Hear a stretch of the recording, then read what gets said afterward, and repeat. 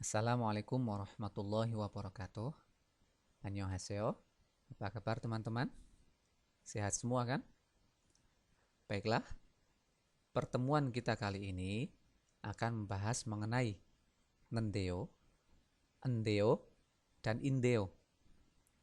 Tata bahasa ini mempunyai arti yang sama dengan nende, ende, ataupun inde. Hanya saja tata bahasa ini berfungsi juga untuk mengakhiri kalimat. Baiklah, mari kita pelajari tentang fungsinya.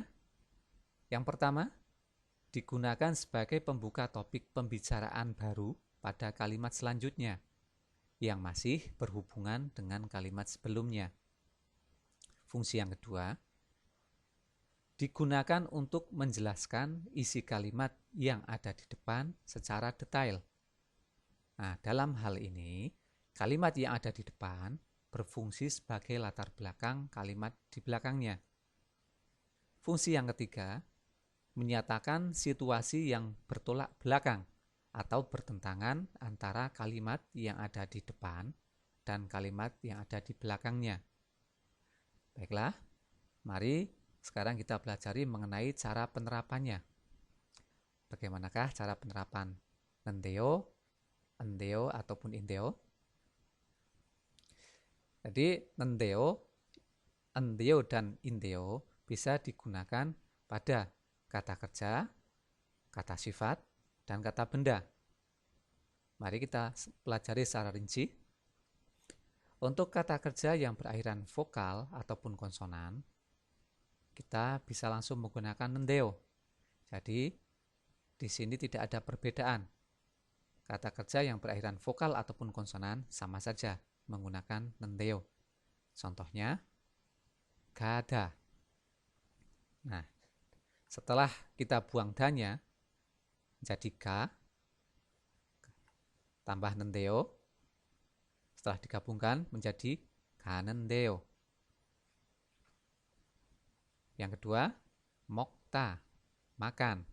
Nah, setelah kita buang danya, tinggal mok. Nah, di sini ada akhiran bajim, ada bajimnya. Ada bajimnya, ada konsonannya. Di akhirnya ada konsonannya, huruf konsonan. Sama saja menggunakan nendeo.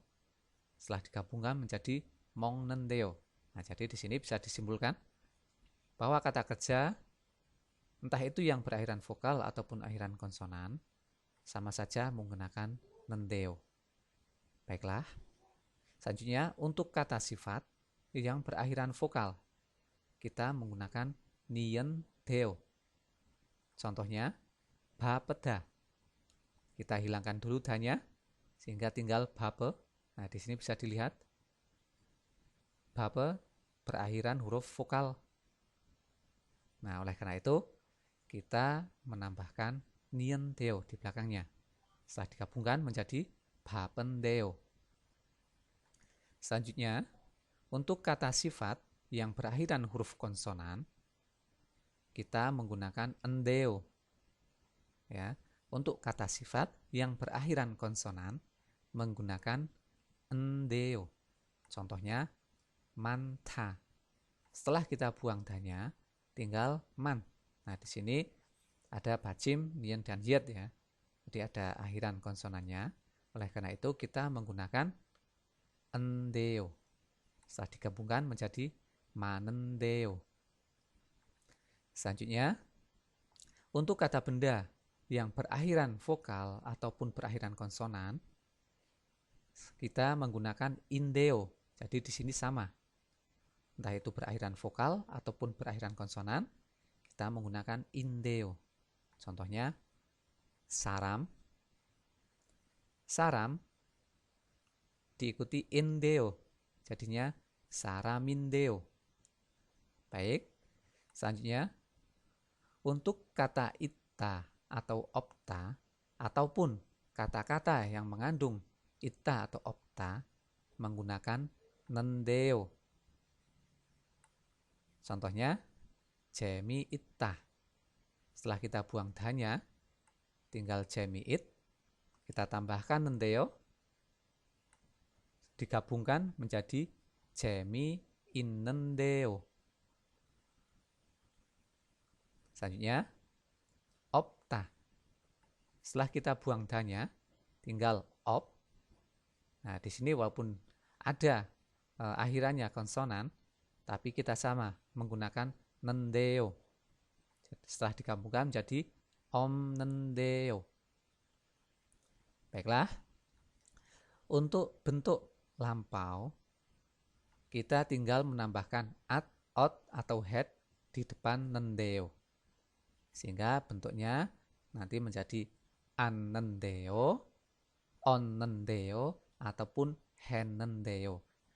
Nanti kita gunakan yang mana tergantung kata kerjanya atau kata sifatnya. Itu nanti akhirannya huruf A, O, atau selain huruf A atau O, atau berakhiran hada. Baiklah, contohnya borida. Setelah kita buang danya, tinggal bori. Nah, di sini akhirannya adalah huruf I. Nah, karena di sini akhirannya huruf I, maka kita menggunakan ot. Ya, onnendeo. Setelah digabungkan menjadi boryonnendeo. Nah, seperti itu cara penerapannya. Agar lebih jelas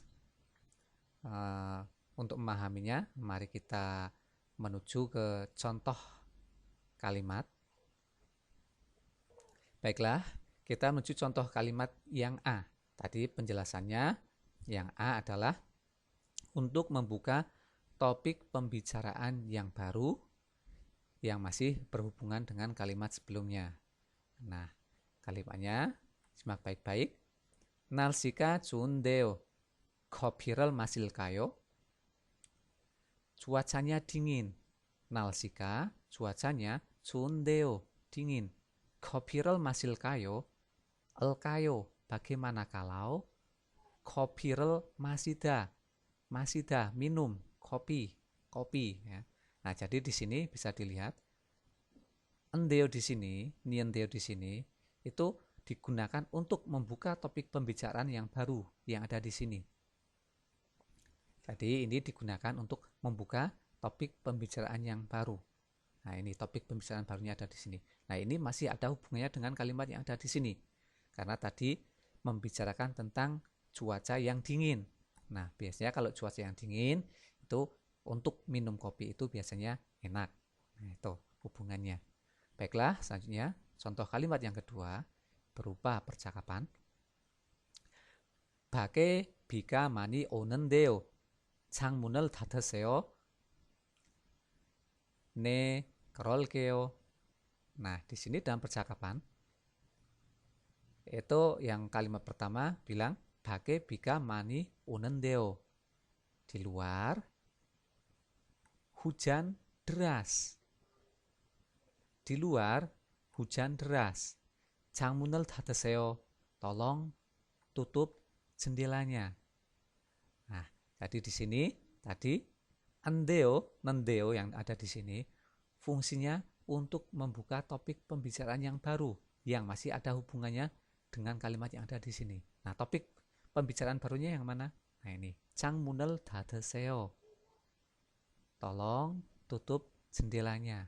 Nah, ini masih ada hubungannya dengan kalimat yang ada di sini.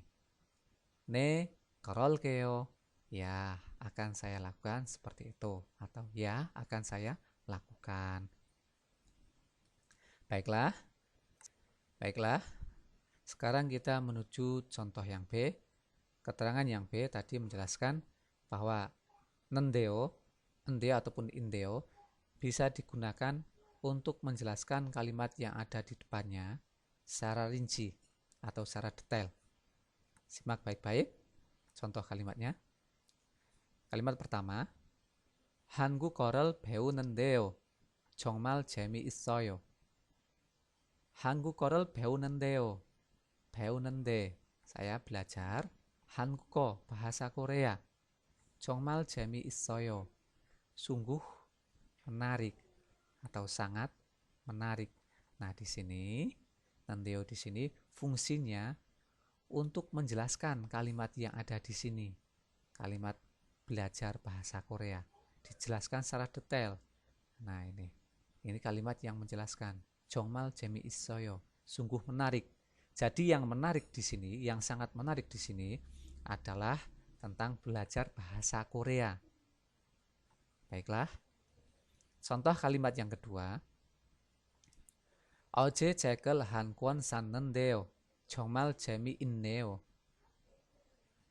Saya kemarin 샀는데요. telah membeli 책을 한 권, sebuah buku atau satu jilid buku. 정말 재미있네요. 재미있다, menarik. 정말 sangat, ya, sangat menarik. Nah, jadi nendeo di sini fungsinya sama seperti di atasnya tadi, yaitu untuk menjelaskan kalimat yang ada di depannya sini secara detail. Nah, kalimat yang menjelaskan yang mana? Nah, ini yang ada di belakangnya. Nah, jadi kemarin telah membeli sebuah buku. Nah, sangat menarik. Itu, jadi bukunya sangat menarik. Contoh kalimat yang ketiga. 농약을 줘야 하는데요. 농약 분무기가 어디에 있는지 모르겠어요. Nah, 농약을 줘야 하는데요. Saya 줘야 하는데 harus menyemprotkan 농약, pestisida. 농약 분무기가 어디에 있는지 모르겠어요. 모르겠어요. Saya tidak tahu. 어디에 있는지, ada di mana. 농약 분무기가, alat penyemprot pestisidanya. Oke, jadi tadi kalimat yang ada di depan sini diperinci lagi, ya. Di nendeo ini diperinci lagi dengan kalimat yang ada di belakang sini. Jadi tadi dia mengatakan bahwa saya harus menyemprotkan pestisida. Nah, di sini diperinci lagi.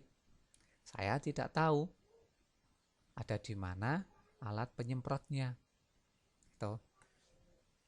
Oke, selanjutnya kita lanjut ke contoh yang C. Untuk contoh yang C itu fungsinya sama seperti yang di penjelasan yang di atas tadi adalah untuk menyatakan situasi yang bertolak belakang. Jadi situasinya itu bertolak belakang antara kalimat yang ada di depan dengan kalimat yang ada di belakangnya. Baiklah, perhatikan contoh kalimatnya. 이번 주말에 너무 피곤한데요. 계속 일해야 합니다. 이번 주말에, pada akhir pekan kali ini, 너무 피곤한데요. Ya, saya sangat lelah. Nah, di sini nende itu menyatakan tadi kalimat yang ada di depan sini bertolak belakang dengan kalimat yang ada di sini. Makanya bisa diartikan sebagai tetapi. 계속 일해야 합니다. Tetapi harus bekerja terus. Ya 합니다. harus. 일해 bekerja. 계속 terus menerus. Oke, selanjutnya contoh yang kedua. 그분이 중국 사람인데요. 한국어를 잘해요. 그분이, beliau atau orang itu, 중국 사람인데요, adalah orang Cina. Tetapi 한국어를 잘해요. Tetapi pandai bahasa Korea. Nah, di sini fungsi indeo di sini adalah untuk menyatakan situasi yang bertolak belakang dari kalimat yang awal dengan kalimat yang ada di belakang. Demikian penjelasan dari saya. Semoga bisa difahami dan bermanfaat. Assalamualaikum warahmatullahi wabarakatuh.